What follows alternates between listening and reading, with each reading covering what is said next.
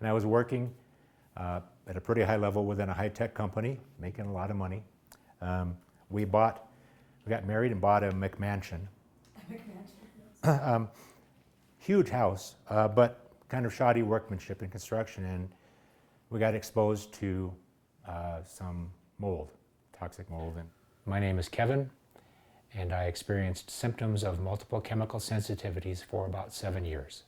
MCS affected my life in many different ways. As the symptoms became more pronounced, I was unable to think and feel and remember, so I was unable to work. Severe brain fog, lack of cognition, lack of memory, lack of feeling, lack of moral compass, lack of libido. All of the low-level functions and high-level functions were pretty much gone. I was able to feel angry, but that's all I was pretty much left with.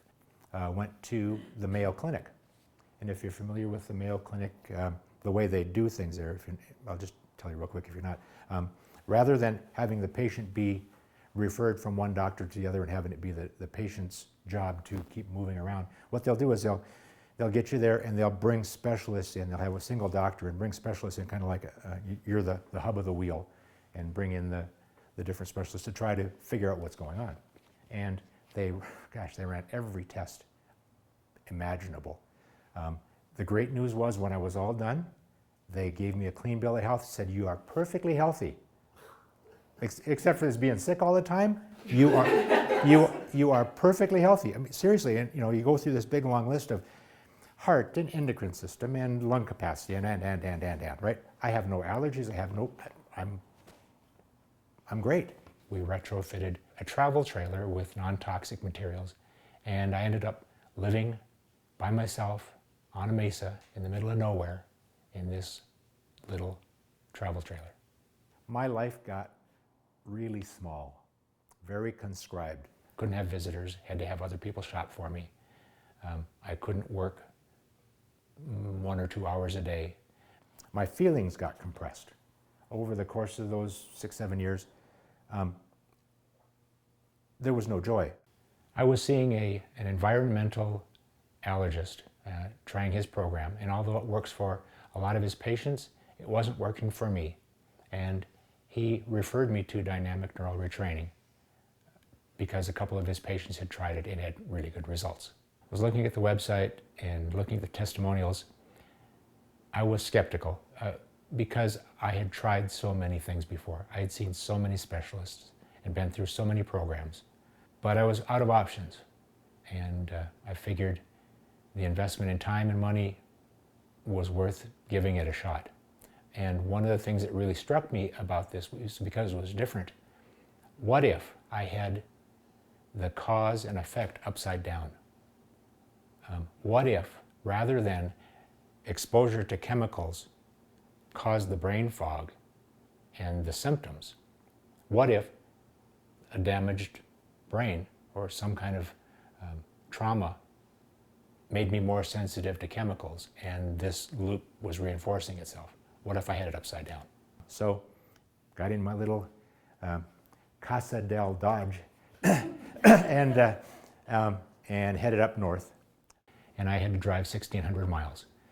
During the workshop, I was really sick. Hardly anything stuck. It was just like a Teflon brain. I took lots of notes. It didn't really connect. But I knew there was something to it because I'd seen the testimonials. I'd seen changes in other people. One thing I want to share about the group that was the most profound for me was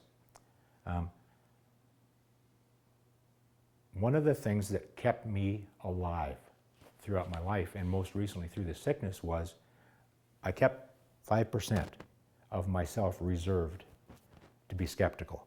I kept myself protected. I didn't want to be hurt. And that's that defense mechanism. And one of the other classmates, Harvard PhD, realized one of the things that will keep us from getting better is that defense, that intellect, that skepticism, that protection, that you can always talk yourself out of something. And if you can, put that aside and work on the part of your brain that does the feeling and all the chemicals to reinforce these new pathways, and just put that aside completely. Just turn off the ego, turn off that. Know that this is going to be okay. And he started crying, and he realized the thing that we held most dear was a protective thing, was the thing that was going to keep us from getting better. I identified very strongly with that because my intellect, my skepticism was the thing that kept me safe so many times before. And him realizing that helped me realize that in order for me to get better, I had to work on all parts of me, and I had to let go of that one I held so strongly before. One of the ways I knew that the retraining was working was shortly after I returned home, did the practice. And as I did it more and more, every once in a while, there was something there, and and sometimes it was mechanical, but sometimes it was really starting to get through. And when I did that, I noticed a whole bunch of data points changing. Christy had, again, these are the concessions people made for me, but we had another trailer off to the side, a little cargo trailer that she had her clothes in.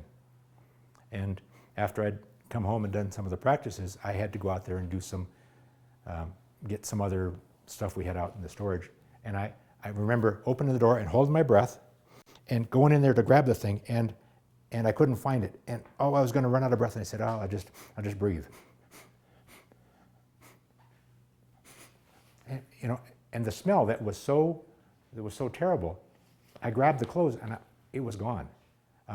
My sense of smell was still okay because I could still smell foods and all sorts of things, but that hypersensitive, whatever the heck kind of chemical was in some of these clothes and in the manufacturing, whatever, it was gone. I couldn't smell it at all. It's just that specific trigger I could not smell. I stuck my face right in the clothes and smelled it. They smelled like clothes. I could still smell dust in the trailer and that, but I couldn't smell that toxic smell. And I was thinking, well, maybe even the chemicals were still there and I was going to get triggered, and I closed everything up, and I never got triggered from that. And I knew something profound had changed. Now, in just the 100 days since the workshop, this is one of the things that works, is allowing myself to feel. This is the mechanism that gets things working, that turns down all the hypersensitivity. So I'm just going to be okay with coming to tears of joy. I'm over it. You can get over it. So my life is getting bigger from being incredibly small. One of my big concerns, I talked to James about this just a minute ago.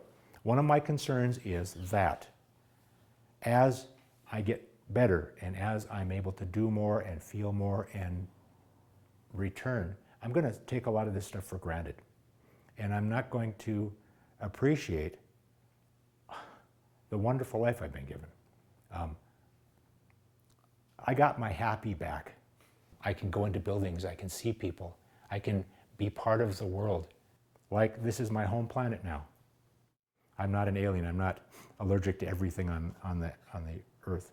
I can stay in hotels, I can wear nice clothes, I can go through airports and fly on planes. We're going to go, in 6 weeks, we're going to sit on a plane and we're going to go see our kids. And we're going to hold hands on the airplane, sit next to each other, something we haven't done in 7, 8 years, whatever. I'm getting my life back. How lucky am I? I mean, it's incredible. I can move freely through the world like most people take for granted. What a wonderful gift.